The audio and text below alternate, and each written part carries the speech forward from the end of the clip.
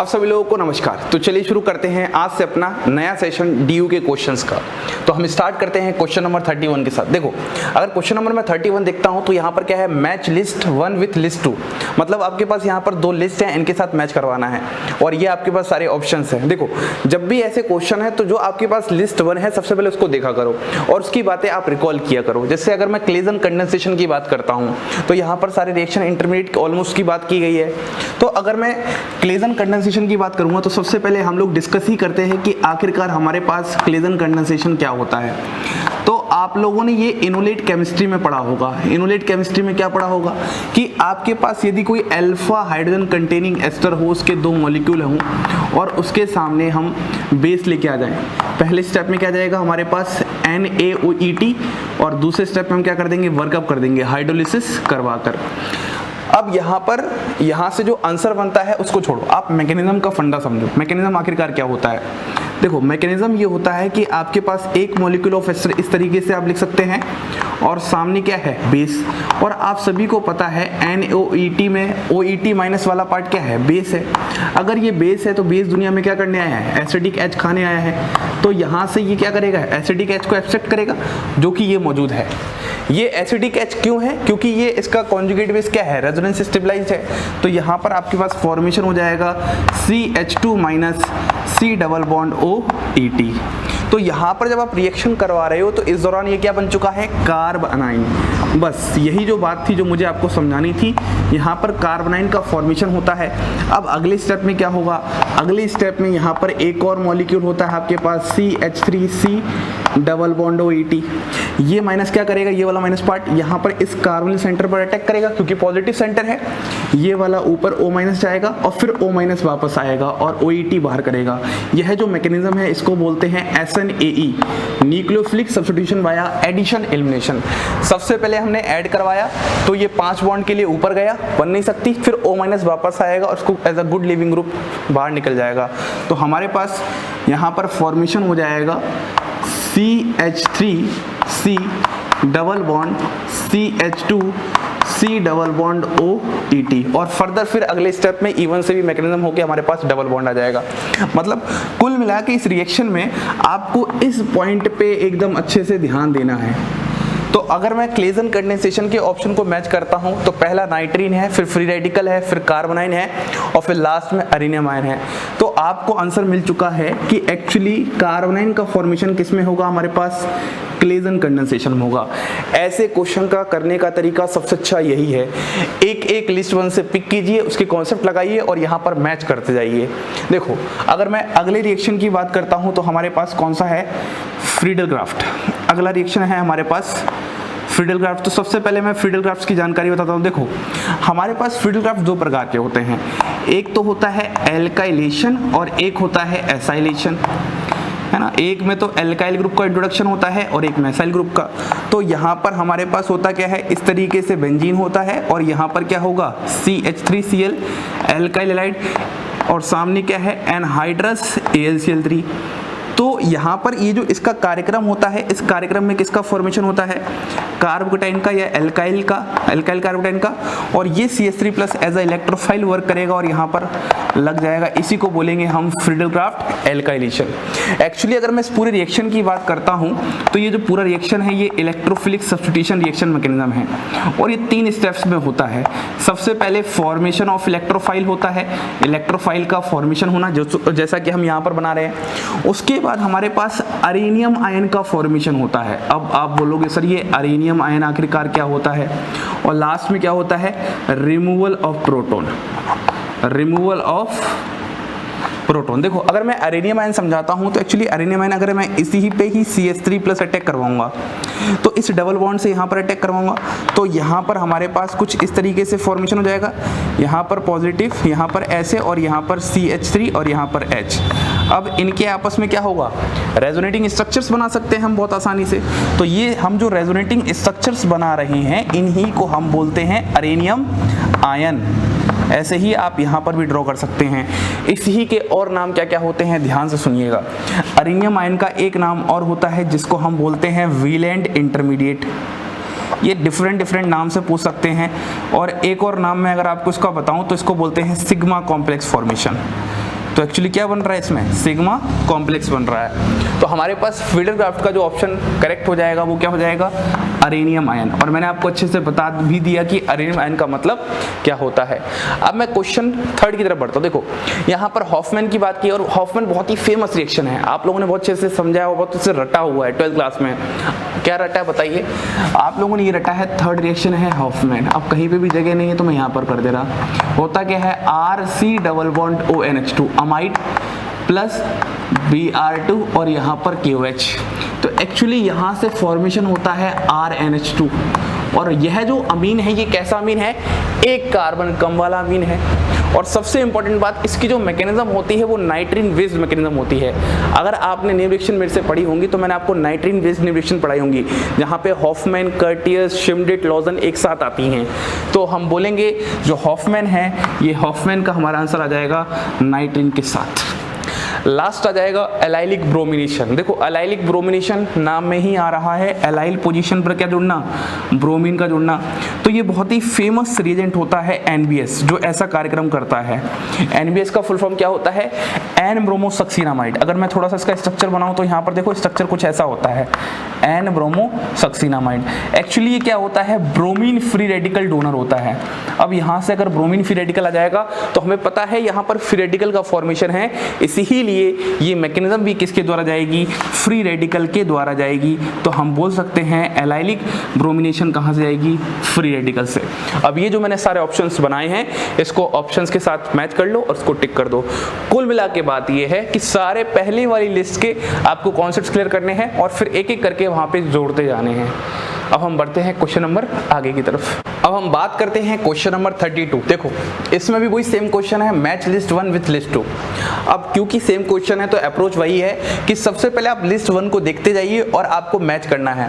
तो अगर आप थोड़ा ऑप्शन देखोगे, देखो यहाँ पर क्या है, Walden inversion, carbanion intermediate, anti periplanar configuration, carbocation. मतलब हमें इतनी सी बात को देखकर 2 बातों पे ध्यान आ रहा है। 2 बात क्या क्या है, एक तो बात इनकी स्टीरियोकेमिस्ट्री के बारे में कह रहा है, मतलब स्टीरियो के बारे में कर रहा है, और एक बात क्या कर रहा है, इनके इंटरमीडिएट की बात कर रहा है। तो जो भी आपके पास ये कैटेगरी ऑफ रिएक्शंस होती हैं इन सभी का इंटरमीडिएट क्या होता है और स्टीरियोकेमिस्ट्री क्या होती है, ये आपको बहुत अच्छे से पता होना चाहिए। तो चलिए शुरू करते हैं।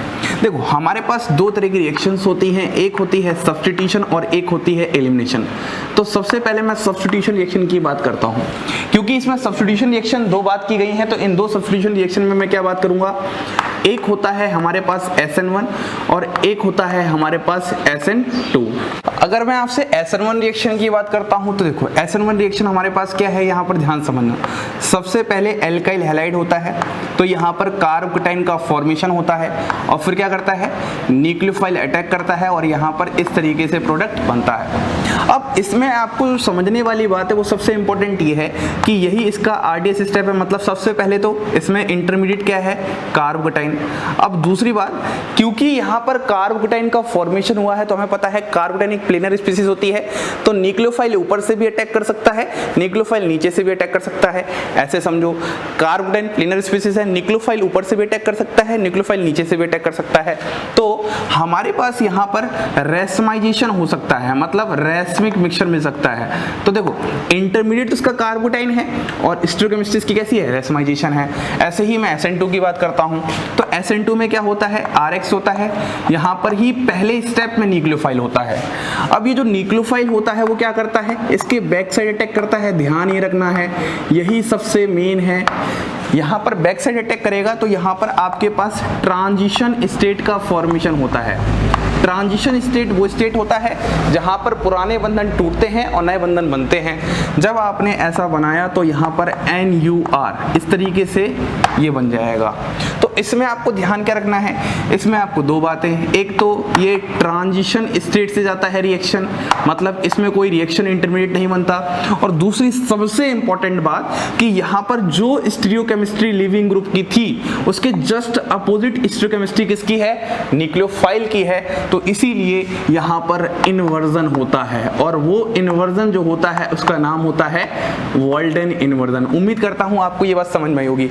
अब आपका सवाल, सर हम SN1 SN2 को याद कैसे रखेंगे? देखो यहाँ पर अगर मैं देखूंगा तो यहाँ पर इस सबस्ट्रेट की इस रिएजेंट के साथ मुलाकात नहीं हुई, मतलब पहले कार्बोटाइन बना फिर मुलाकात हुई, तो हम बोलेंगे SN1 को याद रखने का तरीका होता है मुलाकात नहीं हुई। किस किस के बीच में? सबस्ट्रेट और अटैकिंग रिएजेंट के बीच में। लेकिन जब मैं इसको देखूंगा तो देखो सबस्ट्रेट भी है रिएजेंट भी है, तो इन दोनों की मुलाकात हो चुकी है, तो हम बोलेंगे मुलाकात हो गई। मतलब बहुत ही सिंपल इसको याद करना है, क्योंकि देखो आप लोग अभी ऑर्गेनिक केमिस्ट्री पढ़ रहे हो, जिसका जहाँ पर इंटरेस्ट नहीं है तो वो सब चीज़ें भूल सकता है छोटी छोटी, तो मैं ये याद कराने की कोशिश कर रहा हूँ। तो ये हमारी बात किसके बारे में होगी? सब्स्टिट्यूशन। अब बात करते हैं सब्स्टिट्यूशन SN1 SN2 खत्म हो चुका है। SN2 की बात ये है, तो अब देखो क्या मैच कर रहा है कुछ, तो देखो एक तो सबसे पहले ये मैच कर रहा है वोल्टन इन्वर्जन, SN2 में होता है SN1 में नहीं होता। SN1 की बात करते हैं तो देखो रेसमाइजेशन ऑप्शन में नहीं है, कार्बोटाइन है, तो हम बोलेंगे SN1 के केस में ये वाला ऑप्शन करेक्ट हो जाएगा। तो देखो कितना आसान बन जाता है, अगर आपकी थोड़ी सी नॉलेज अच्छी है तो यहाँ पर ये चीज़ें सही हो जा रही हैं। अब इनकी बात करते हैं। देखो जिस तरीके से सब्स्टिट्यूशन होती है उसी तरीके से लगभग एलिमिनेशन होती है, और आपने एक टॉपिक जरूर पढ़ा होगा सब्स्टिट्यूशन वर्सेस एलिमिनेशन। देखा ये गया है जब जब दुनिया में सब्स्टिट्यूशन होगी तब तब दुनिया में उसके पीछे सब्स्टिट्यूशन भी होगा, या फिर जब जब दुनिया में सब्स्टिट्यूशन होती है उसके पीछे थोड़ा थोड़ा एलिमिनेशन भी होता है। तो हमेशा इनके बीच में कंपटीशन भी रहता है, और ये क्वेश्चन बहुत फेमस बन जाता है कभी कभी। देखो ये भी दो प्रकार की होती है, एक होती है E1 और एक होती है E2। अब यहाँ पर सब्स्टिट्यूशन में जो रोल था वो किसका था? न्यूक्लियोफाइल का था। देखो एलिमिनेशन रिएक्शन का मतलब ही क्या है? सबसे पहली बात, आपके पास एक लीविंग ग्रुप होना चाहिए, बहुत इंपॉर्टेंट बात बता रहा हूँ, लिविंग ग्रुप का मौजूद होना बहुत जरूरी है। उसके बाद वहाँ पर बीटा H होना चाहिए, और फिर क्या होता है? बेस। जब जब ऐसा होगा तो क्या बनेगा? एल्कीन बनेगा। कितने तरीके से बन सकता है एल्कीन? या तो E1 मैकेनिज्म या फिर E2 मैकेनिज्म। फिर वही बात, E1 मैकेनिज्म कार्बोकेटाइन से होती है, तो E1 के लिए मैं एक लाइन कहता हूँ, तुम कुछ कुछ SN1 जैसी लगती हो। मतलब जो जो SN1 में जैसा कार्यक्रम हुआ है वैसे वैसे E1 में होता है, बस फर्क होता है यहाँ न्यूक्लियोफाइल है यहाँ बेस है। और यहाँ पर स्टोइकोकेमिस्ट्री की हम बात नहीं कर रहे। इस वाले केस में देखो ध्यान से समझना, ये वाला ट्रांजिशन स्टेट से होकर जा रहा है, तो हम बोल सकते हैं ना on the basis of reaction intermediate और ट्रांजिशन स्टेट की जो E2 मैकेनिज्म है वो SN2 की तरह लग रही है, और जो E1 मैकेनिज्म है वो SN1 की तरह लग रही है। अब सबसे इंपॉर्टेंट है इसकी स्टीरियो, सबसे ज्यादा इंपॉर्टेंट। तो इसकी स्टीरियो के लिए याद रखो, हमेशा जो लिविंग ग्रुप और बीटा H होते हैं वो एक दूसरे के एंटी पेरिप्लेनर होने चाहिए। अब आप में से आधे लोग डर चुके हैं, सर इसका मतलब तो बताओ। एंटी पेरिप्लेनर मतलब अपोजिट। अगर एक डैश पे है तो एक वेज पे होना चाहिए, और अगर एक वेज पे है तो एक डैश पे होना चाहिए। तो समझाने के लिए मैं ऐसे समझा सकता हूँ, ये एग्जाम्पल लेते हैं, और एग्जाम्पल में यहाँ पर हम क्या लेते हैं? Alcoholic base.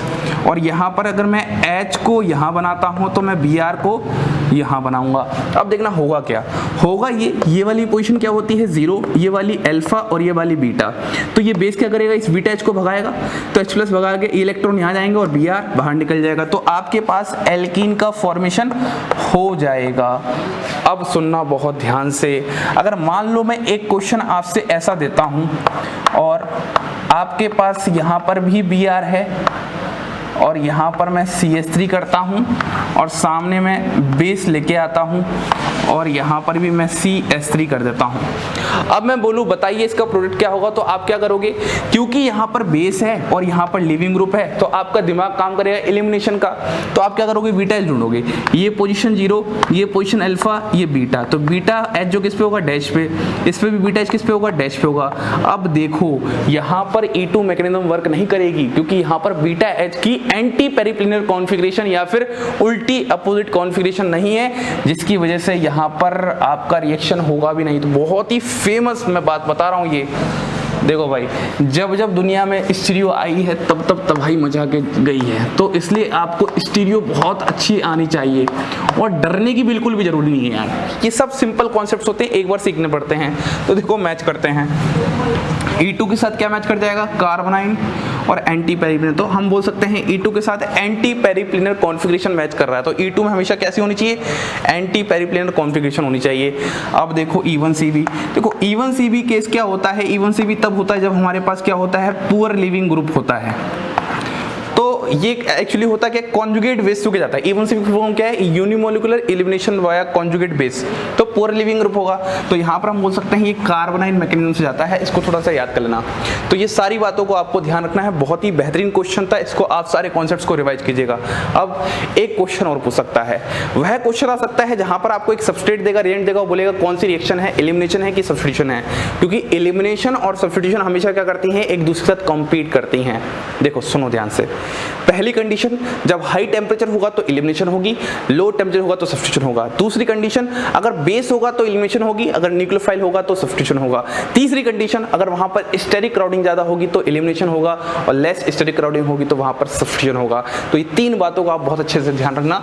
आगे क्वेश्चन पे बढ़ते हैं, तो हम बात करते हैं क्वेश्चन नंबर 33। देखो, in the given reaction name and the intermediate via which it known to proceed. देखो, एक तो आपको रिएक्शन के नाम की बात कही गई है और एक आपको इंटरमीडिएट की बात की गई है, और ये आपके पास रिएक्शन है। तो सबसे पहले आपको नेम रिएक्शन बहुत अच्छे से पता होनी चाहिए।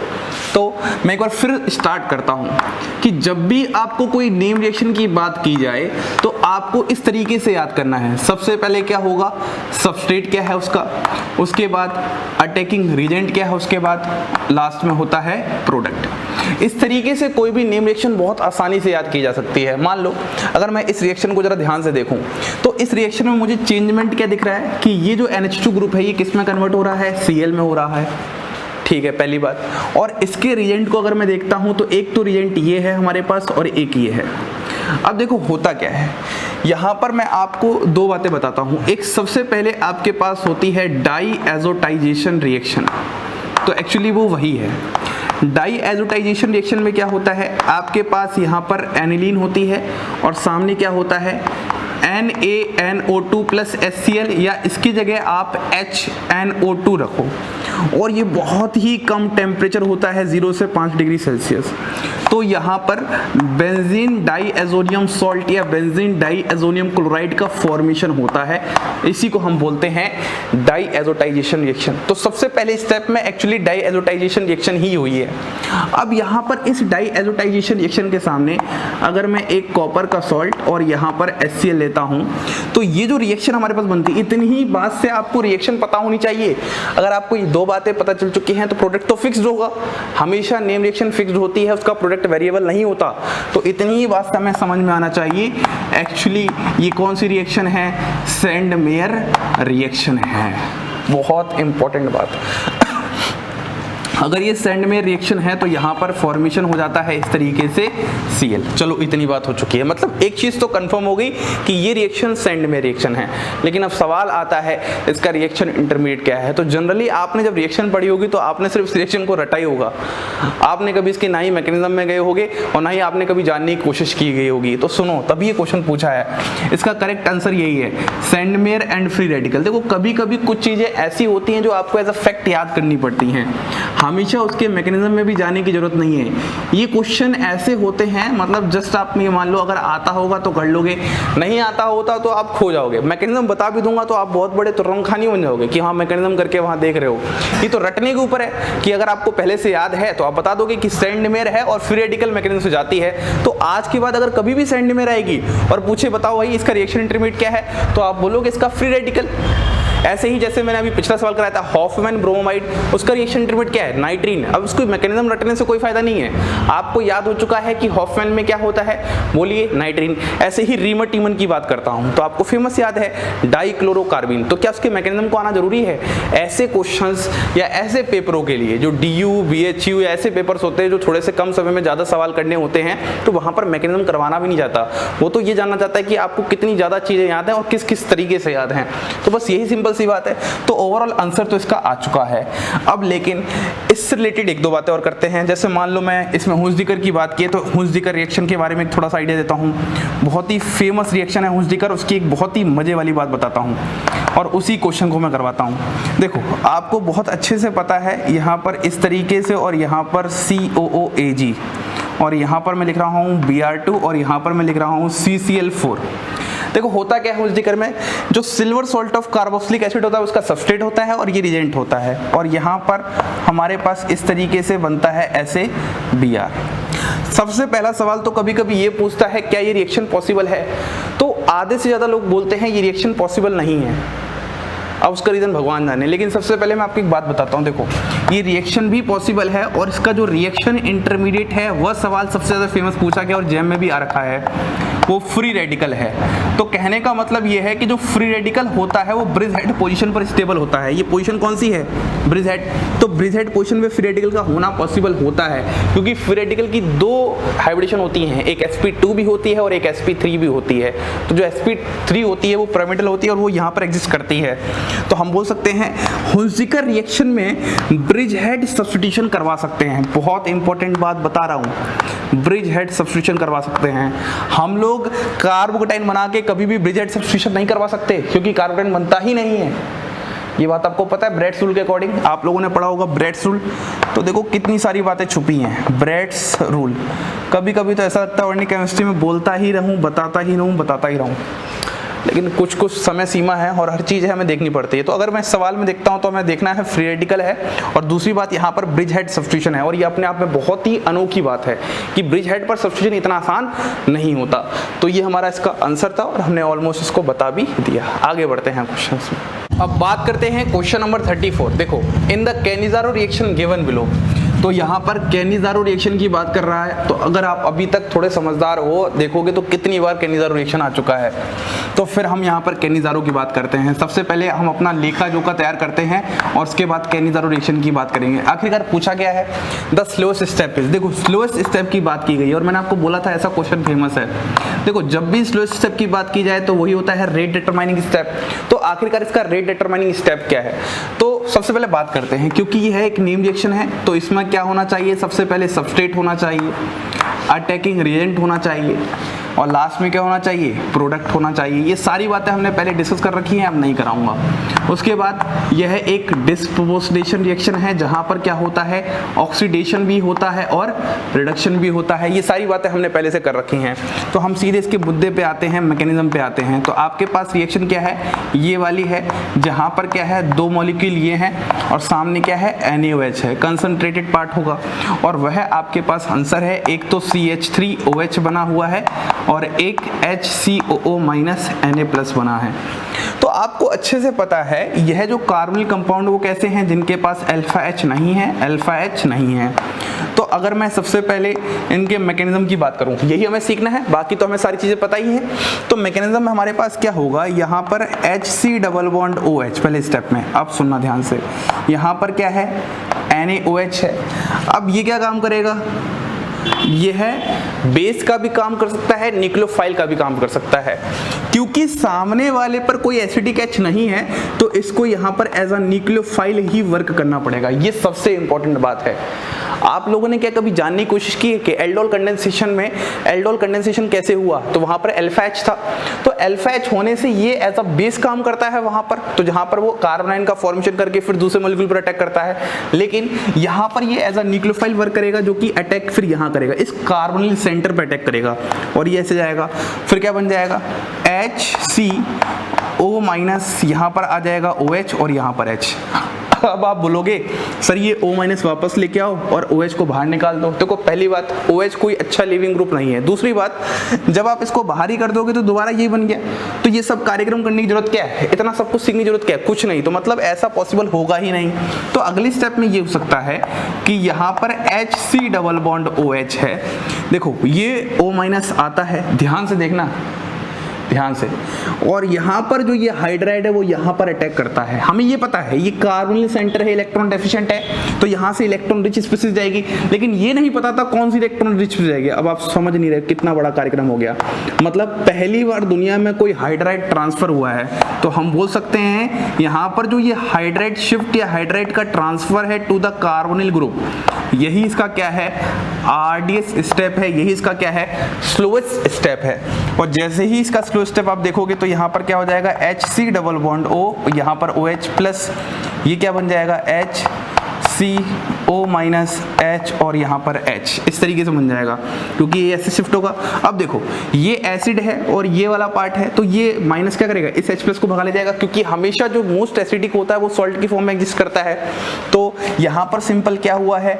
एसिड बेस रिएक्शन हुआ है और एसिड बेस रिएक्शन होने के बाद क्या बन जाएगा? HC+O- Na+, plus CH3OH। ये सब फालतू बात है। सबसे मेन जो मेन बात थी वो यहाँ थी, सबसे मेन बात यहाँ थी कि एक्चुअली यहाँ पर हाइड्रेट का क्या हुआ है, ट्रांसफर हुआ है।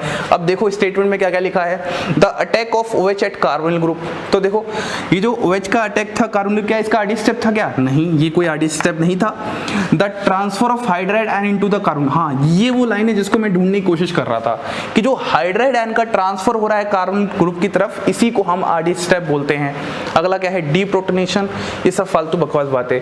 तो कुल मिला के हमने कैनिज़ारो के बारे में सभी प्रकार के क्वेश्चन देख लिए, सभी प्रकार की बातें देख ली, और लास्ट बात बच रही थी मैकेनिज्म से रिलेटेड, वो भी मैंने आपको बता दी कि यहाँ पर जो हाइड्राइड आयन का ट्रांसफर होता है इनटू द कार्बोनिल ग्रुप, वही इसकी मैकेनिज्म है। बहुत ही बेहतरीन क्वेश्चन है, आप इसको स्टार लगा लो। कैनिज़ारो या एल्डोल यार हमेशा पूछता ही पूछता है। आगे क्वेश्चन देखते हैं। अब हम बात करते हैं क्वेश्चन नंबर 35। देखो, in the given reaction the structure of sigma complex.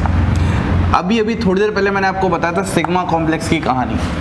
Sigma complex को ही हम एरेनियम आयन भी बोलते हैं, और सिग्मा कॉम्प्लेक्स को ही हम वीलैंड इंटरमीडिएट भी बोलते हैं।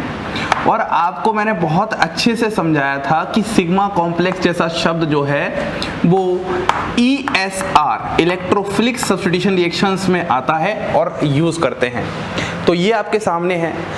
अब अगर जरा रिएक्शन को ध्यान से देखोगे तो यहाँ पर NO2 आया है, तो क्योंकि ये ESR है तो हम बोल सकते हैं ये एक प्रकार का नाइट्रेशन है। अरे है एक प्रकार का, क्या है, क्योंकि NO2 ग्रुप का इंट्रोडक्शन हुआ है। तो अब देखो होता क्या है, अगर हम मुझे सिग्मा कॉम्प्लेक्स की बात कर रहे हैं तो हम कैसे सोच सकते हैं, यहाँ पर हमारे पास क्या है, OCH3 है, सामने से क्या आएगा, इलेक्ट्रोफाइल आएगा, और हमें पता है नाइट्रेशन का इलेक्ट्रोफाइल होता है NO2+। अब NO2+ को सीधे यहाँ पे लगाया है, तो हमें ज़्यादा अपना दिमाग नहीं लगाना, हमें तो सीधे इस बॉन्ड को करना है। अब इस बॉन्ड को जब मैं इस तरीके से करूँगा तो देखो यहाँ नेगेटिव यहाँ पॉजिटिव, लेकिन हमें तो पॉजिटिव लगाना है, तो हम बॉन्ड को ऐसे ही शिफ्ट करेंगे, ऐसे शिफ्ट करेंगे तो यहाँ पर नेगेटिव यहाँ पर पॉजिटिव। अब जिससे क्या हो जाएगा, हमारे पास यहाँ पर इस तरीके से फॉर्मेशन हो जाएगा, यहाँ पर तो आ जाएगा NO2, यहाँ पर ऐसे, और यहाँ पॉजिटिव, और यहाँ पर OCH3। तो मतलब हमारे पास ये पहला सिग्मा आयन कॉम्प्लेक्स है या सिग्मा कॉम्प्लेक्स है। अब सुनो ध्यान से, अगर आप इतने से पार्ट को जरा ध्यान से देखोगे तो यहाँ पर क्या चल रहा है, रेजोनेंस। तो रेजोनेंस से कैसे नहीं बना सकते आप लोग, इस तरीके से। पहले आप सारी पॉसिबिलिटीज जो भी हैं वो सब बना लो। यहाँ पर आ जाएगा पॉजिटिव, और यहाँ पर तो NO2 था ही। क्या और पॉसिबिलिटी है, देखो यहाँ पर भी वैकेंट ऑर्बिटल है बगल में और लोन पेयर है, तो यहाँ पर भी रेजोनेटिंग स्ट्रक्चर बन जाएगा। तो यहाँ पर कैसा बन जाएगा, यहाँ पर NO2 और यहाँ पर OCH3 और इस पर पॉजिटिव। अब जरा आप तीनों स्ट्रक्चर्स को देखोगे तो क्या मैं तीनों को ही एरेनियम आयन बोल सकता हूँ? बिल्कुल सर, मैं इन सब को ही क्या बोल सकता हूँ, सिग्मा कॉम्प्लेक्स। अब आप क्या करो, ऑप्शन मैच करना स्टार्ट करो। देखो पहला ऑप्शन मैच करते हैं। अगर मैं पहला ऑप्शन मैच करता हूँ तो हमारे पास पहला ऑप्शन क्या है, एक्चुअली ये यहाँ पर गलत हो गया, यहाँ पर पॉजिटिव होगा। ऑप्शंस में उन लोगों ने थोड़ा मिसप्रिंट कर रखा है, इतना दिमाग आपको थोड़ा सा लगाना है, ठीक है। ये हो गया है, और फिर उसके बाद देखो ये वाला ऑप्शन मैच कर रहा है क्या, हाँ देखो ये वाला ऑप्शन भी मैच कर रहा है, फिर ये वाला ऑप्शन भी मैच कर रहा है। मतलब अगर दो मैच कर रहे हैं और अगर तीसरा वाला आपको लगे कि प्लस है कि माइनस है, तो आप बोलो ना यार, एक ऑप्शन दिया है ऑल ऑफ दिस, तो इसको भी पॉजिटिव मान के करेंगे, तो आंसर आ जाएगा डी, ऑल ऑफ दिस। उम्मीद करता हूं आपको सभी ये बात अच्छे समझ में आई है। अब सुनो, एक दो बातें और करते हैं। मान लो ये हमने सवाल कर लिया, सारी बातें कर ली, मैं इस OCH3 ग्रुप की बात करता हूँ। ये OCH3 ग्रुप कैसा है, ऑर्थो पैरा डायरेक्टिंग है या मेटा डायरेक्टिंग है? तो आप बोलोगे सर हम तो समझदार हैं, पैरा पे ग्रुप आया है और सिंपल सी बात है सर, इसका लोन पेयर है, वो रेजोनेंस में इलेक्ट्रॉन डेंसिटी बढ़ाएगा ऑर्थो और पैरा पे, तो ये कैसा है, ऑर्थो पैरा डायरेक्टिंग। दूसरा सवाल, बोलिए क्या ये एक्टिवेटिंग है या डीएक्टिवेटिंग है? तो ये जो टर्म हम यूज करते हैं, जो बेंजीन रिंग पर इलेक्ट्रॉन डेंसिटी बढ़ाता है तो वो एक्टिवेटिंग होता है। तो बस सर ये ortho para directing and activating है। अगर ये बात आपको सबको समझ में आ रही है तो मैं आपसे अब एक क्वेश्चन पूछना चाहता हूँ। आपके पास बेंजीन है, बेंजीन के ऊपर यहाँ पर हैलोजन है, मुझे बताइए ये कैसा है? दो बातें बतानी है, ऑर्थो पैरा डायरेक्टिंग है या मेटा डायरेक्टिंग है, पहला सवाल। दूसरा सवाल, ये एक्टिवेटिंग है या डीएक्टिवेटिंग है? बहुत इंपॉर्टेंट बात बता रहा हूं मैं, क्वेश्चन आ सकता है ऐसा कभी। देखो अगर मैं यहाँ पर बात करता हूँ तो ये डायरेक्टली अटैच एटम पे लोन पेयर है, लोन पेयर से ऑर्थो और पैरा पे क्या बढ़ाएगा, इलेक्ट्रॉन डेंसिटी। तो हम बोलेंगे सर ड्यू टू दिस ये क्या हो जाएगा, ऑर्थो एंड पैरा डायरेक्टिंग। आगे आप बोलोगे सर ऑर्थो पैरा डायरेक्टिंग है, बेंजीन पर इलेक्ट्रॉन डेंसिटी बढ़ा रहा है, तो ये कैसा होना चाहिए, एक्टिवेटिंग। लेकिन सुनिएगा जरा ध्यान से, ये एक्टिवेटिंग नहीं होता, यहाँ पर हेलोजन का -I इफेक्ट कंसिडर किया जाता है हमेशा, तो ये डीएक्टिवेटिंग है। देखो कितना गजब कॉम्बो है, ऑर्थो पैरा डायरेक्टिंग होने के बावजूद भी डीएक्टिवेटिंग है। तो हमने ये पढ़ा था कि जब भी बेंजीन से हेलोजन जुड़ते हैं वो एक्सेप्शंस होते हैं, उनको याद करना पड़ता है, तो ये बात आपको ध्यान रखनी है। अब हम बात करते हैं क्वेश्चन नंबर 36। देखो, the major product of the reaction is, ये आपके पास सबस्ट्रेट है और ये आपके पास रिएजेंट है। सबसे पहले तो आप इस क्वेश्चन को जितना हो उतना आप स्टार लगा लो, क्योंकि सबसे ज्यादा इंपॉर्टेंट क्वेश्चन है अभी तक का। अब आप जरा सबस्ट्रेट को जरा ध्यान से देखो, देखो मैं दोबारा बना रहा हूँ, इतना इंपॉर्टेंट सबस्ट्रेट है कि मुझे दोबारा बनाना पड़ रहा है। तो यहाँ पर आप थोड़े समय के लिए इसको भूल जाओ, इसको थोड़े समय के लिए भूल जाओ। अगर मैं इस सबस्ट्रेट को जरा ध्यान से देखूंगा तो देखो कैसा है ये, इस वाले पार्ट को देखो, ये वाला 0 पोजीशन, ये अल्फा और ये बीटा, तो ये क्या है, alpha beta unsaturated ketone, alpha beta unsaturated ketone. बहुत इंपॉर्टेंट बात बताने जा रहा हूं। अब यहां पर अगर मैं पोजीशंस देता हूं तो कैसे होंगी, एक पोजीशन इसको, दो इसको, तीन इसको, चार इसको। तो यहां पर हमारे पास एक तो क्या है, डबल बॉन्ड है, और एक क्या है, C डबल बॉन्ड O है, मतलब कार्बोनिल ग्रुप है। मतलब इस सबस्ट्रेट पर अगर सामने कोई रिएजेंट है तो दो जगह अटैक कर सकता है, या तो कार्बोनिल ग्रुप पे अटैक कर सकता है या डबल बॉन्ड पे। तो मतलब मैं बोल सकता हूं अगर कार्बोनिल ग्रुप पे करेगा तो 1,2 एडिशन हो जाएगा, और अगर डबल बॉन्ड पे करेगा तो 1,4 एडिशन हो जाएगा। आपने इनोलेट केमिस्ट्री में पहले पढ़ा होगा। ये जो 1,4 एडिशन होता है इसी को हम बोलते हैं कॉन्जुगेट एडिशन, अभी समझाऊंगा, थोड़ा सा इंतजार करो। और इसी का नाम होता है माइकल एडिशन, आप लोगों ने नाम सुना होगा माइकल एडिशन का। ऐसे ही जो 1,2 एडिशन होता है इसी को हम बोलते हैं डायरेक्ट एडिशन। तो अभी तक इतनी बात निकल के आ रही है। हमारे पास सबस्ट्रेट कैसा है, alpha beta unsaturated ketone, double bond है, कार्बोनिल ग्रुप है। तो सामने एजेंट या तो 1,2 मतलब या तो यहाँ पर अटैक करेगा तो ये 1,2 पे आ जाएगा, या फिर 1 और 4, या तो 4 पर अटैक करेगा तो हमारे पास 1,4 एडिशन आ जाएगा। अब अगर आप जरा सामने ध्यान से देखोगे तो सामने क्या है आपके पास Me2CuLi, और आप समझदार लोग हो, ये गिलमांस रिएजेंट होता है। और आपको ये पता होना चाहिए जो गिलमांस एजेंट होता है वो 1,4 एडिशन करता है, मतलब कॉन्जुगेट एडिशन करता है, मतलब माइकल एडिशन करता है। और जो H3O+ है ये मात्र नाम मात्र के लिए है, यहाँ पर ये एज अ वर्कअप वगैरह के लिए काम हो जाएगा। आपको पता है ऑर्गेनिक केमिस्ट्री में वर्कअप क्या होता है, अगर कोई भी चार्ज स्पीशीज होती है उसको न्यूट्रल में बदलना, ये सब बातें करते हैं। मतलब इसके सामने क्या है, गिलमान रिएजेंट है, और हमेशा हमें पता है जो गिलमान रिएजेंट होता है वो क्या करता है, 1,4 एडिशन करता है, या फिर जिनको मैं कॉन्जुगेट एडिशन या माइकल एडिशन करता हूं। यहां पर एक जानकारी और देता हूं, RMGX होता है, RMGX ग्रीनार्ड एजेंट, ये करता है 1,2 एडिशन। चलो मैंने ऐसी फालतू में पकड़ा दी जानकारी, लेकिन हमें सवाल तो ये वाला करना है। सर आपने यहाँ तो चलो भूलने के लिए कहा था, लेकिन ये तो यहाँ पर मौजूद है, इसका क्या रोल होगा, तो सुनो ध्यान से। अगर मैं यहाँ पर बात करूँगा तो हमें इस तरीके से दिया है, और यहाँ पर मैं दोबारा से ये बना देता हूँ, और यहाँ पर क्या है Me2CuLi। देखो ध्यान सुनना, इस पर क्या आएगा नेगेटिव, इस पर आएगा पॉजिटिव। ये होते हैं ऑर्गेनोमेटेलिक रिएजेंट, और ऑर्गेनोमेटेलिक एजेंट एज अ क्या काम कर सकते हैं, न्यूक्लियोफाइल भी और एज अ बेस भी। तो ये क्या करेगा, ये वाली पोजीशन 1 है, ये 2 है, ये 3 है, ये 4 है, तो ये इस वाली पे कॉन्जुगेट एडिशन करेगा, तो डबल बॉन्ड यहाँ शिफ्ट होगी और ये ऐसे शिफ्ट होगा। ध्यान सुनिएगा, जब आपने इसको ऐसे करवाया, देखना ध्यान से, सवाल ये आ रहा है कि जो ये यहाँ से Me आएगा, चलो हमने पहले ये बना दिया, डबल बॉन्ड बना दिया, यहाँ पर O नेगेटिव बना दिया। सवाल तो लेकिन सर ये है कि जो हमारे पास यहाँ पर ये जो ग्रुप है ये कहाँ पर है, इसका मतलब होता है ऊपर की तरफ है। तो पक्की बात है जो हमारे पास यहाँ से Me आएगा वो कहाँ से आएगा, नीचे की तरफ आएगा। देखो मैं एक बहुत बड़ा पाप कर रहा हूँ, बहुत बड़ी गलती कर रहा हूँ। जब भी 6 मेंबर्ड क्वेश्चन आता है सबसे पहले उसको चेयर फॉर्म में बनाया करो। अब लेकिन क्योंकि मैं यहाँ पर 1,4 एडिशन करवा रहा हूँ तो यहाँ पर चेयर फॉर्म की जरूरत नहीं है। अगर मैं यहाँ पर अटैक करवाता तो चेयर फॉर्म करवा के मैं वहाँ पर एक्सेल अटैक करवाता। पता नहीं सर आपने क्या बोल दिया, जो बोला ठीक है, सही बोला। आप इस क्वेश्चन पे आओ। मैं जब भी ऐसे क्वेश्चनों को करूंगा, अगर उस पर 1,2 एडिशन करवाऊंगा तो चेयर फॉर्म में बनाऊंगा। इस क्वेश्चन को मैं एक लास्ट में ले लूंगा दोबारा से और आपको समझाऊंगा मैं क्या बता रहा हूँ।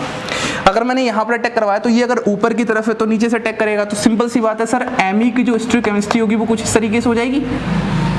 मैंने बोला हाँ जी बिल्कुल ऐसी हो जाएगी। जब Me की स्टीरियोकेमिस्ट्री ऐसी हो जाएगी, अब इसके बाद क्या करना है ये तो बताओ। अब जब आप जरा इसके बाद ध्यान से देखोगे तो यहाँ पर हमारे पास Me भी आ चुका है, ये सारी बातें हो चुकी हैं। अब इस वाले बात में अब आगे क्या करोगे? अब आगे आप बोलोगे सर इस वाले केस में हमारे पास वर्कअप करवा दो, अगर करवाना ही है, अब अगर आपको कुछ देखना ही है तो यहाँ पर हमारे पास इतनी सारी जानकारी हो जाएगी।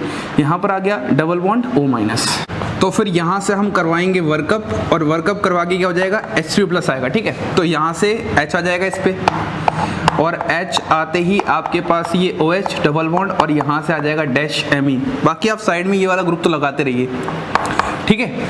अब देखो, अब आपको ऑप्शन मैच करने की बारी आ रही है। तो इस वाले केस में अब आप देख रहे हो तो आप यहाँ पर ये इसका इनॉल फॉर्म है, तो आप इसको कीटो में बदल सकते हो, ये वाला H यहाँ और ये वाला डबल बॉन्ड यहाँ। तो आपके पास जो फाइनल प्रोडक्ट आ जाएगा वो कुछ ऐसा आ जाएगा, डबल बॉन्ड O, यहाँ पर डैश Me, और यहाँ पर इस तरीके से मैच कर देंगे। चलो देखते हैं। देखो यहाँ तो अटैक होगा नहीं, तो ये 1,4 एडिशन है, तो ये दोनों ऑप्शन तो करेक्ट हो ही नहीं सकते। इन दोनों की बात करते हैं तो इसमें C वाला नहीं हो सकता क्योंकि यहाँ से नहीं आएगा, D होगा। लेकिन आप एक सुनो यार, यहाँ पर ऑप्शंस में लोगों ने गलती करके डबल बॉन्ड नहीं होगा, सिंगल बॉन्ड ही होगा, तो हमारे पास आ जाएगा D। जरूरी नहीं पेपर छापने वाला सही हो, तो यहाँ पर D है, तो यहाँ पर आ जाएगा हमारे पास डैश। बस आपको ध्यान क्या रखना है कि एक तो ये वाला पूरा कॉन्सेप्ट कि सबस्ट्रेट क्या है, यहाँ पर एडिशन कैसे होते हैं, उसके बाद इस रिजेंट का एडिशन कैसे होता है, और सबसे बड़ी बात है इस पूरी रिएक्शन में स्टीरियोकेमिस्ट्री, क्योंकि विदाउट स्टीरियोकेमिस्ट्री यहाँ पर आपका आंसर नहीं आने वाला। क्वेश्चन नंबर 37 देखते हैं। अब हम बात करते हैं क्वेश्चन नंबर 37। देखो द मेजर प्रोडक्ट, ये हमारे पास रिएक्शन है और सामने है NaNO2 एक्वस HCl। आपको सबस्ट्रेट और रिएजेंट देख के ही यहाँ पर आंसर का आइडिया मिलना चाहिए। देखो यहाँ पर आपके पास क्या है, अमीन है, और सामने आपके पास क्या है, NaNO2 और HCl है, जिसको मैंने बोला था नाइट्रस एसिड HNO2 होता है, और बहुत ही फेमस रिएक्शन होती है। देखो अगर मैं इसके सिंपल या शॉर्ट वर्जन की बात करता हूं तो यहाँ पर जब भी हमारे पास अमीन के सामने HNO2 होता है तो यहाँ पर क्या बनता है, RN2+ समथिंग X-, मतलब डाई एजोनियम सॉल्ट का फॉर्मेशन होता है। तो अगर वही कार्यक्रम मैं उस वाले केस में करवाऊंगा तो यहाँ पर क्या हो जाएगा, 6 मेंबर्ड रिंग है, एक 5 मेंबर्ड रिंग है, तो यहाँ पर इस तरीके से N2+ का फॉर्मेशन हो जाएगा सबसे पहले। मतलब यहाँ पर इन दोनों का रिएक्शन करवाने के बाद डाई एजोटाइजेशन रिएक्शन होगी। तो मैं लिख देता हूँ कौन सी रिएक्शन हो रही है, डाई एजोटाइजेशन। तो बहुत ही फेमस रिएक्शन है और ज़्यादातर यूज करते हैं रिएक्शंस में। अब देखो क्या होगा, यहाँ पर N2 गैस बहुत स्टेबल होती है, तो यहाँ पर ये N2 गैस बाहर निकल जाएगी और यहाँ पर एक कार्बोटाइन का फॉर्मेशन हो जाएगा। तो मतलब यहाँ पर कार्बोटाइन के फॉर्मेशन का ड्राइविंग फोर्स आखिरकार क्या है, कार्बोटाइन के ड्राइविंग फोर्स फॉर्मेशन का है N2 गैस का बाहर निकलना, क्योंकि ये बहुत ही ज़्यादा स्टेबल होती है ना, ट्रिपल बॉन्ड होती है, बहुत ज़्यादा स्टेबल होती है। अब देखो जैसे ही आपके पास कार्बोटाइन बना है तो वहाँ पर हमेशा सोचते हैं रीअरेंजमेंट की। अब आपको ये देखना है यहाँ पर रीअरेंजमेंट किस तरह का होगा, क्या कोई शिफ्टिंग होगी या कोई एक्सपेंशन होगा। ये 5 मेंबर्ड रिंग है, इसके जस्ट बाहर क्या है, पॉजिटिव है। अगर आपने मेरे से कार्बोटाइन का अरेंजमेंट पढ़ा होगा तो मैंने बताया था जब भी 5 मेंबर्ड रिंग के बाहर पॉजिटिव हो तो यहाँ पर इस तरीके से ये 5 मेंबर्ड रिंग किस में कन्वर्ट हो जाती है, 6 मेंबर्ड रिंग में कन्वर्ट हो जाती है, और यहाँ पर पॉजिटिव आ जाएगा। वैसा ही केस कुछ यहाँ है कि यहाँ पर क्या होगा, ये वाला ऐसे शिफ्टिंग होगा। आप देखो जैसे ही इसको शिफ्टिंग करवा रहा हूँ तो देखो आधे से ज़्यादा लोगों को अरेंजमेंट में दिक्कत होगी, तो यहाँ से इसको तोड़ो तो ये बॉन्ड बनना स्टार्ट हुई और यहाँ पर पॉजिटिव आएगा। तो आपके पास कैसा फॉर्मेशन हो जाएगा, आपके पास यहाँ पर भी एक 6 मेंबर्ड रिंग आ जाएगी, और देखो 1 2 3, तो आप बोलोगे 1 2 3, तो 3 पर क्या आ जाएगा, पॉजिटिव। तो आपके पास ये रीअरेंज्ड कार्बोटाइन आ जाएगा। इसके बाद तो आपके पास यहाँ पर क्या होगा, वहाँ पर एक्वस HCl था तो यहाँ पर वर्कअप करवा के आप यहाँ पर OH ग्रुप लेके आ जाओगे। 6 मेंबर्ड रिंग है और यहाँ पर आपके पास आ जाएगा OH। इस तरीके से आपका आंसर बन जाएगा ऑप्शन नंबर डी। बहुत ही फेमस रिएक्शन है और एक्चुअली इसका नाम भी होता है, शायद से वैगनार मर्विन रीअरेंजमेंट होता है। मैं लिख देता हूँ वैगनार मर्विन रीअरेंजमेंट, है ना। ये आपके पास फेमस क्वेश्चन है इसका। क्वेश्चन नंबर 38 देखते हैं। अब हम देखते हैं क्वेश्चन नंबर 38। देखो द मेजर प्रोडक्ट हमारे पास बताना है, तो सबसे पहले अगर आप देखोगे तो ये हमारे पास सबस्ट्रेट है और यहाँ पर हमारे पास रिएजेंट है।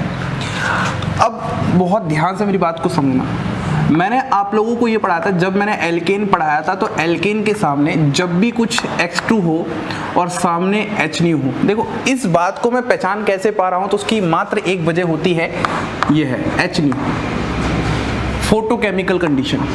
और हमें पता है जब भी हमारे पास फोटोकेमिकल कंडीशन या थर्मल कंडीशन या फिर फ्री रेडिकल जनरेटर होते हैं, तो उस केस में क्या होता है, फ्री रेडिकल का फॉर्मेशन होता है। तो हम बोल सकते हैं यह रिएक्शन एक क्या है, फ्री रेडिकल मैकेनिज्म है। इतनी बात समझ में आ गई। अब आपको इसका मेजर प्रोडक्ट बताना है, तो फ्री रेडिकल मैकेनिज्म में मेजर प्रोडक्ट हमेशा देखेंगे फ्री रेडिकल स्टेबिलिटी से। जहाँ पर फ्री रेडिकल स्टेबिलिटी सबसे ज़्यादा, वहीं पर उसका क्या हो जाएगा, प्रोडक्ट हो जाएगा।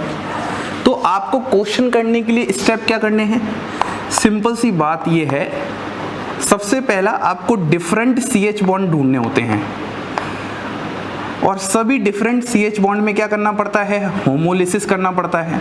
होमोलिसिस मतलब क्या होता है, इक्वल शेयरिंग ऑफ इलेक्ट्रॉन होती है। और लास्ट जो पॉइंट सबसे इंपॉर्टेंट है कि आपको वहां पर फ्री रेडिकल स्टेबिलिटी चेक करनी होती है। तो कोई भी फ्री रेडिकल मैकेनिज्म, या फिर मैं बोलूँ ये मैकेनिज्म है फ्री रेडिकल सब्स्टिट्यूशन मैकेनिज्म, क्योंकि यहाँ पर एल्केन है तो सब्स्टिट्यूशन ही होगी, एडिशन तो हो नहीं सकती, एडिशन अनसैचुरेटेड कंपाउंड में होती है। तो ये स्टेप है। तो आप सबसे पहले देखो डिफरेंट CH बॉन्ड कहाँ है। देखो अगर मैं दोबारा से सबस्ट्रेट बनाता हूँ, मेरे पास सबस्ट्रेट क्या है, कुछ इस तरीके से है, और यहाँ पर क्या है, CH3 है। एक तो डिफरेंट CH बॉन्ड यहाँ होगा, एक डिफरेंट CH बॉन्ड यहाँ होगा, एक डिफरेंट CH बॉन्ड यहाँ होगा, एक डिफरेंट CH बॉन्ड यहाँ होगा, और एक डिफरेंट CH बॉन्ड यहाँ होगा। इस तरीके से ये सारे के सारे डिफरेंट CH बॉन्ड हैं। अगर ये बात आपको सबको समझ में आ चुकी है तो अब आप ध्यान समझना, जब आप यहाँ से हटाओगे तो यहाँ पर आ जाएगा 1 डिग्री फ्री रेडिकल, जब आप यहाँ से हटाओगे तो यहाँ पर आ जाएगा 3 डिग्री फ्री रेडिकल। ऐसे मैं सारे बनाता जाता हूँ। यहाँ से हटाओगे तो 2 डिग्री, यहाँ से हटाओगे 2 डिग्री, यहाँ से हटाओगे 2 डिग्री। आपका आंसर मिल चुका है। ये जो 3 डिग्री फ्री रेडिकल बना है ये सबसे ज़्यादा स्टेबल होता है, और हमने एक थंब रूल पढ़ा है, जब भी कोई रिएक्शन होती है और बनने वाला रिएक्शन इंटरमीडिएट ज़्यादा स्टेबल होता है, उसी से रिएक्शन ज़्यादा जल्दी भी जाती है और प्रोडक्ट भी ज़्यादा बनता है। तो आपके पास जो यहाँ पर प्रोडक्ट बनेगा वो इस वाले H को हटाकर बनेगा। तो यहाँ पर हेलोजन लगाओगे तो यहाँ पर क्या आ जाएगा, Br आ जाएगा। अब ये वाला ऑप्शन आपका किससे मैच कर रहा है, ये वाला ऑप्शन आपका D से मैच कर रहा है। तो आंसर हो जाएगा D। बहुत ही बेहतरीन क्वेश्चन है। तो जब भी आपको एल्केन के हेलोजिनेशन की बात करनी है, यहाँ पर हेलोजिनेशन ऑफ एल्केन हो रहा है तो वो फ्री रेडिकल मैकेनिज्म होता है, तो वहाँ पर फ्री रेडिकल की स्टेबिलिटी चेक करनी होती है। तो अब हम क्वेश्चन नंबर 39 की बात करते हैं। देखो 39 क्वेश्चन को पहले से मैंने मेंशन कर दिया है, ये alpha beta unsaturated carbonyl compound है और ये क्या है, एल्डिहाइड है। अब आप ध्यान से एक रिएक्शन समझो, सामने क्या है, NaCN है। तो जब भी आपके सामने कोई भी एल्डिहाइड हो और के सामने अगर हमारे पास NaCN हो तो वहाँ पर हमारे पास साइनोहाइड्रिन का फॉर्मेशन होता है। तो सबसे पहले यहाँ पर साइनोहाइड्रिन का फॉर्मेशन कैसे होगा, देखो PHC डबल बॉन्ड OH और यहाँ पर क्या है, NaCN। ध्यान से समझिएगा, एक्चुअली ये जो Cn माइनस है ये यहाँ पर अटैक करता है और ये O माइनस जाता है, तो यहाँ पर आ जाएगा PHC O माइनस, यहाँ पर Cn, यहाँ पर H, और फिर क्या हो जाएगा, वर्कअप हो जाएगा और फिर ये बन जाएगा PCOH H और ये Cn। ये जो आपके पास बना है इसी को बोलते हैं हम साइनोहाइड्रिन। अब जो मैं बताने जा रहा हूँ वो बहुत इंपॉर्टेंट बात बताने जा रहा हूँ। एक्चुअली होता क्या है, अगली स्टेप में H2O होता है, H2O यहाँ से H+ ले जाएगा और हमारे पास यहाँ पर फॉर्मेशन हो जाएगा PHC OH, यहाँ पर Cn और यहाँ पर माइनस, मतलब एक कार्ब अनाइन का फॉर्मेशन हो जाएगा। और यह कार्बनाइन बहुत ही ज़्यादा क्या है, स्टेबलाइज्ड कार्बनाइन है, क्योंकि यहाँ पर क्या लगा हुआ है, Cn लगा है। तो हमें सबसे पहले क्या करना था, इनमें यहाँ पर कार्यक्रम करवा के स्टेबलाइज्ड कार्बोनाइन का फॉर्मेशन करना था। अब अगर आपने स्टेबलाइज्ड कार्बोनाइन का फॉर्मेशन कर दिया है तो यहाँ पर ये जो कार्बोनाइन क्या करेगा, 1,4 एडिशन करेगा। अब अगर ये 1,4 एडिशन करेगा तो इस वाले केस में आप ऐसे समझ सकते हो, आपके पास क्या होगा, कुछ इस तरीके से C डबल बॉन्ड हो यहाँ पर है और यहाँ पर क्या है आपके पास PHC OH Cn माइनस। अब देखो यहाँ पर ये माइनस सबसे पहले यहाँ अटैक करेगा, डबल बॉन्ड यहाँ शिफ्ट होगी और ये इस तरीके से जाएगा। तो आपके पास फॉर्मेशन क्या हो जाएगा, यहाँ पर O माइनस का, यहाँ पर डबल बॉन्ड और यहाँ पर नई बॉन्ड बनी है, तो C OH PH और Cn। अब अगले स्टेप में क्या होगा, ये नेगेटिव वापस आएगा, ये डबल बॉन्ड नेगेटिव के फॉर्म में बनेगा।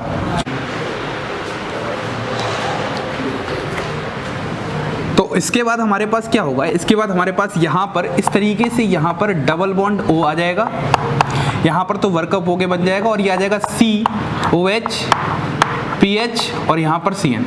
अब देखो लास्ट स्टेप बहुत इंपॉर्टेंट है देखने वाला। अगर मैं स्टेप को देखता हूँ तो यहाँ पर क्या होगा, ऑक्सीजन की लोन पेयर वापस आएंगे और CN as a good leaving group बाहर निकल जाएगा। हमें पता है CN बहुत अच्छा लिविंग ग्रुप भी होता है, तो ये CN माइनस के बाहर निकल जाएगा और हमारे पास क्या फॉर्मेशन हो जाएगा, C डबल बॉन्ड O और यहाँ पर C डबल बॉन्ड O और PH।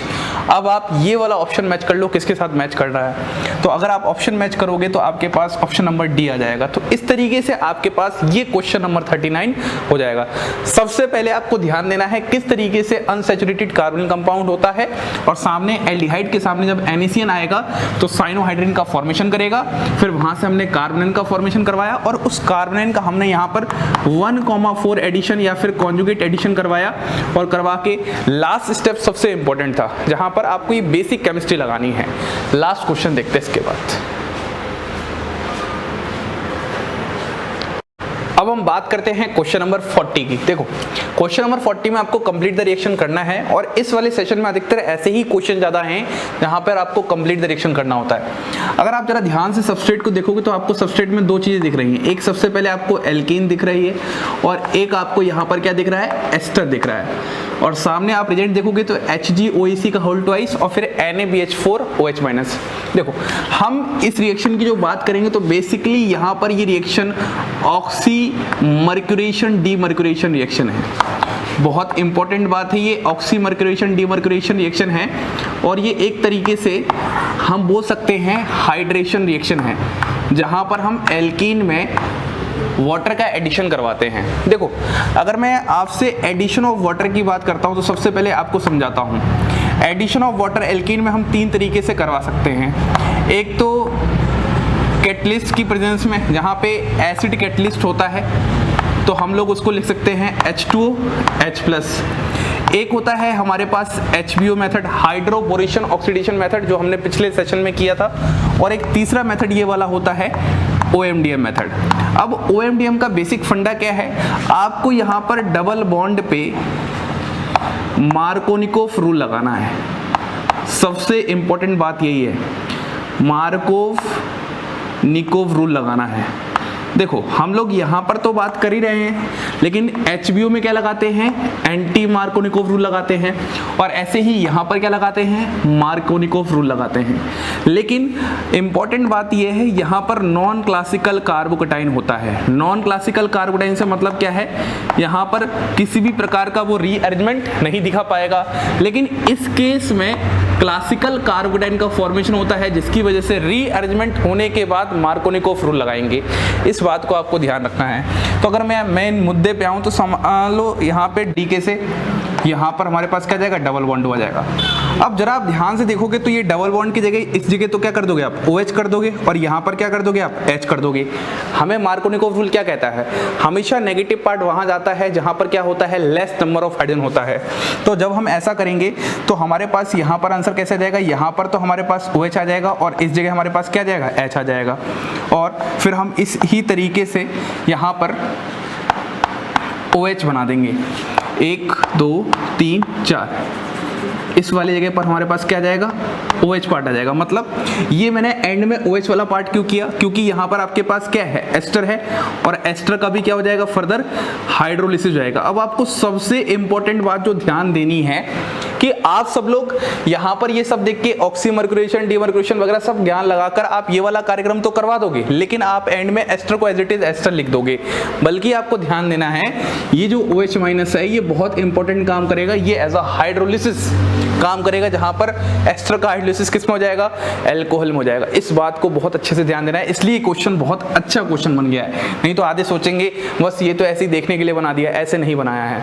तो ये हमारा सेशन था जिसमें इसमें बहुत अच्छे क्वेश्चंस थे, जहां पर most of the questions mechanism related थे। अब हम अपने अगले सेशन को बाद में स्टार्ट करते हैं। इसी के साथ आप सभी लोगों को धन्यवाद।